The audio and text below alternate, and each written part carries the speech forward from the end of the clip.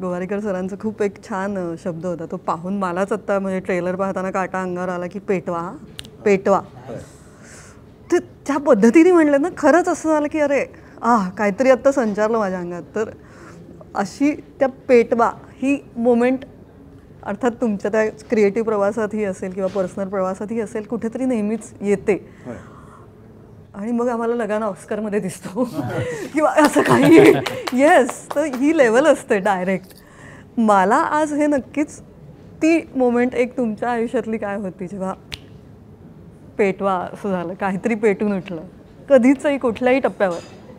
नाही, मला प्रत्येक स्क्रिप्ट जेव्हा मी जी निवडतो लिहायला आणि मग जेव्हा माझा स्क्रीन प्ले तो तयार होतो आणि स्क्रीन प्ले झाल्यानंतर जी एक कंप्लीट टीममध्ये रायटिंग टीममध्ये जेव्हा एक ही भावना येते की ही आपली आता स्क्रिप्ट झाली आणि आता फिल्ममध्ये आपण त्याचं परिवर्तन करणार आहोत, तो पेटवा मोमेंट आहे.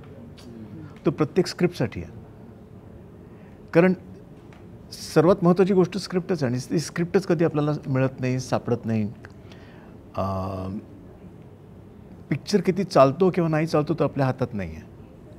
पण स्क्रिप्ट तुम्ही जेव्हा नवं जग निर्माण करता किंवा नवी तुमचे जे काही तुम्हाला संदेश द्यायचा असेल, मनोरंजन करायचं असेल, काही त्याचे कॉम्बिनेशन असेल, पण ते जेव्हा एकदा जुळून येतं ना, ती मोमेंट पेटवाची प्रत्येक फिल्मला होतं.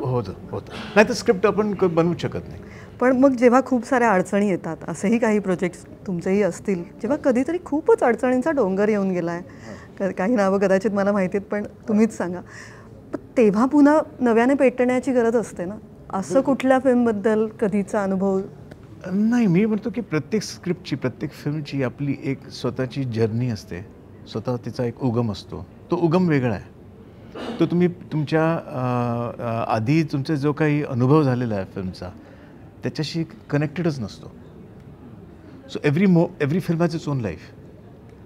आणि म्हणून मी म्हणतोय की तो अच्छा फिल्म जर का सुपरहिट झाली तर मग तो वणवा आहे. वणवाच आपल्याला पाहिजे. पण कुठल्या एका फिल्मबद्दल तुम्हाला तेव्हा असं जास्त वाटलं की आत्ता पेटून उठायची गरज आहे, असं काही? नाही, मला वाटतं असं म्हणू शकतो की माझ्या जीवनात 3-4 वणवे आलेत. पण काही स्क्रिप्ट्स नाही, मला नावं ऐकायची. जसं मोहनजोदारो मी म्हणतो.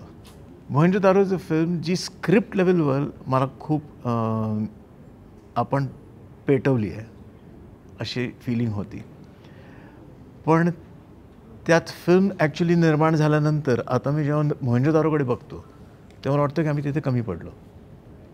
जी आम्हाला त्यावेळेला वाटत होतं की ही स्क्रिप्ट कमाल आहे, तो मोमेंट करेक्ट होता. म्हणजे मला जर का विचारलं की टाईम मशीनमध्ये मागे जाऊन कुठली फिल्म करेक्ट करावीशी वाटेल तर for me it will be Mohenjodaro. त्यात ऋतिकचा परफॉर्मन्स चांगला आहे, सगळ्यांचा परफॉर्मन्स चांगला आहे, सगळ्या HODsनी अप्रतिम काम केलेलं आहे. The problem is the script. पण त्यावेळेला आम्हाला वाटलं होतं की आम्ही पेटवलं आहे. पण तो ट्रू मोमेंट महत्त्वाचा आहे की जेव्हा ते वाटणं असतं आणि त्या क्रिएटिव्ह एनर्जीने आपण अख्ख्या टीमलाच उभं करतो किंवा तुम्ही त्या अख्ख्या टीमलाच उभं केलं असेल